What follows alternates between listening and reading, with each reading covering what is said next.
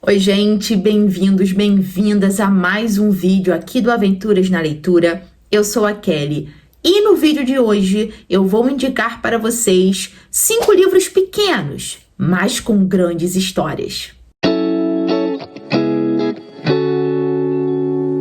Eu decidi trazer para vocês 5 livros com até 200 páginas, que eu considero pequeno em relação à quantidade de páginas, né? Mas que tem histórias profundas, intensas.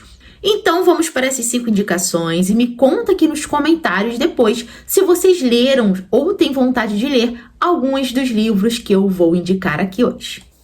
A primeira indicação de hoje é Gente Pobre, do Dostoiévski. Nós temos aqui um romance epistolar, que nada mais é do que um livro, do que um romance escrito através de cartas. Então nós temos aqui uma troca de cartas entre dois personagens. Esse livro tem pouco mais de 170 páginas, inclusive é uma das dicas que eu sempre dou para quem quer começar a ler literatura russa, para quem quer ler Dostoiévski. Gente Pobre é uma excelente opção.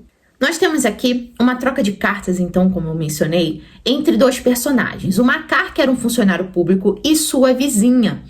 E nessa troca de cartas, eles conversam sobre as mais variadas situações de suas vidas, compartilham alegrias, dores, tristezas, através desses escritos. É um livro muito emocionante, muito intenso, inclusive, onde a gente vê um cuidado muito especial entre esses personagens. Um cuida do outro, um se importa com o outro, e a gente vê isso claramente através das palavras que eles compartilham. Então, excelente livro, pequeno em páginas, mas com uma história incrível e emocionante. Outro livro bem curto, com poucas páginas, mas que tem uma história interessantíssima, é A Metamorfose, do Kafka. Inclusive tem resenha aqui no canal, uma análise que eu fiz sobre essa obra. Vou deixar o link aqui na descrição e nos cards também. Mas basicamente é um livro que vai falar sobre um homem que certo dia acorda e se transformou em um inseto.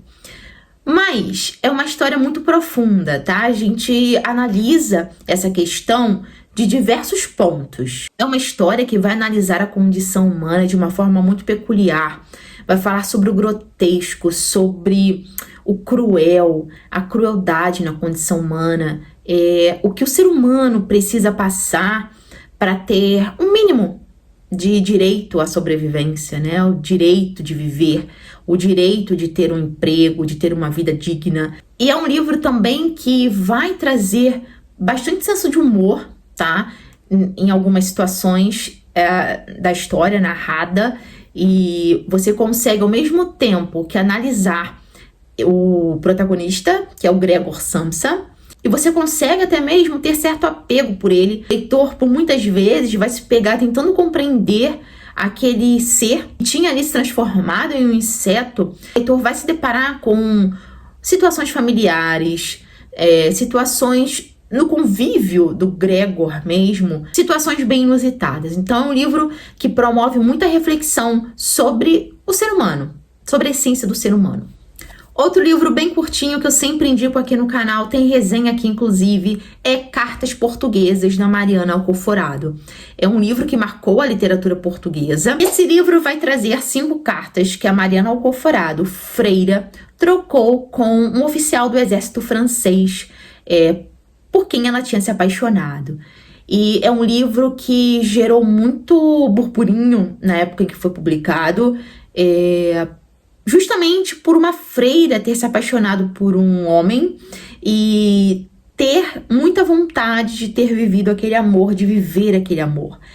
A gente acompanha, então, essa obra-prima da literatura e essa paixão avassaladora que tomou conta dessa religiosa, da Mariana Alcoforado, e as consequências que esse amor teve na vida dela. É um livro muito curtinho, bem fininho mesmo, mas que é muito intenso. O leitor vai se deparar com uma verdadeira história de amor, um amor exacerbado, um amor que até mesmo a gente observa adoece. E a gente pode até mesmo se questionar se aquele amor seria saudável ou não, né? É um amor proibido.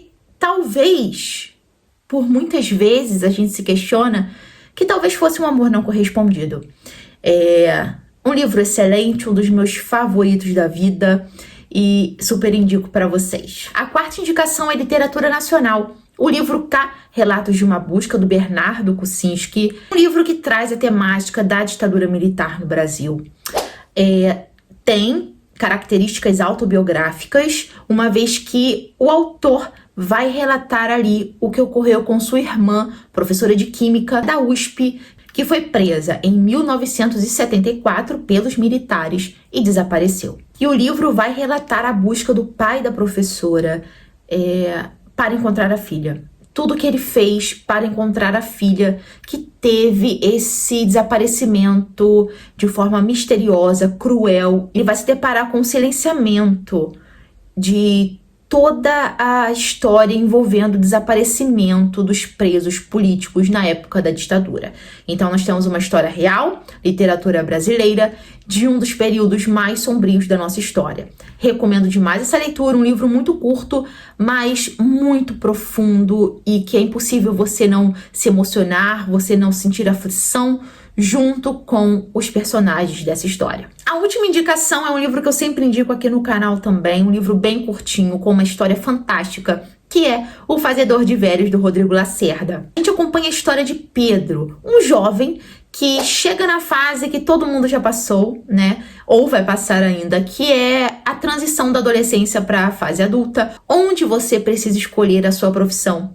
E também, no caso dele, qual curso irá fazer na universidade. Surgem aí diversas dúvidas, diversas questões. Temos presente no Fazedor de Velhos um romance de formação, uma vez que a gente acompanha o desenvolvimento e o amadurecimento do Pedro, protagonista. É uma história que eu já falei no vídeo que eu fiz aqui para o canal sobre esse livro, que eu me identifiquei bastante por ter ingressado numa faculdade aos meus 17 anos, que fui até o final, concluí essa graduação, que foi História, assim como o Pedro, e que no final eu vi que aquilo não era o que eu queria, que na verdade eu queria seguir a minha paixão pela literatura. Anos depois, então, eu consegui cursar letras, e hoje eu trabalho com literatura. A literatura é presente na minha vida 100%, então eu me identifico muito com esse livro. Eu me identifico muito também com as angústias que o Pedro viveu nessa fase, tudo o que ele teve que passar para descobrir o que ele realmente queria seguir e descobrir que ele realmente gostava da literatura e que ela poderia ser inserida em sua vida. Então é um livro que me marcou muito e eu indico demais para vocês.